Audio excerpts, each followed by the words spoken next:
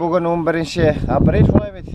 Mana biz endi уже şap gittik, biz 10 aprelda kişavuk mana galetkalarga ko'p yil bo'lanlarga şolay bit. Вот. Kirib şap gittik, arşga varışqa hujumlarga tirmarga. Şolay bo'lgach endi bizni bütün basуулар hazır deymiz, texnikalar уже hazır. Uzan yıllar biz chiqqan bo'lganmiz 25-dagina, bu yil значит yoz 12 kunga erta keladi. Вот, aşlamalarında biz Baratın aldan kiritib bitirdik mana 8 gektar ko'lamida. Вот, mana bugungi kunda bizni hozir 8 gektar orish hazır tirmarga. Mana biz isha 100 gektar tirmadik. Mana bugungi kunda 6 agregat ishlaymiz bizning уже ko'p yillar bo'landa. Вот, bir agregat orish. Ha, ko'rayni bütün texnikalarni hazırlab qo'ydik. Mashinalarni mana ertaga bir shunga texnik xizmat o'tkazib bor. Вот, biz bugundan уже chiqib ketarga deb aytib, bütün kuch bilan mana bitirib hazırladik. Yo'lda startib qo'ydik.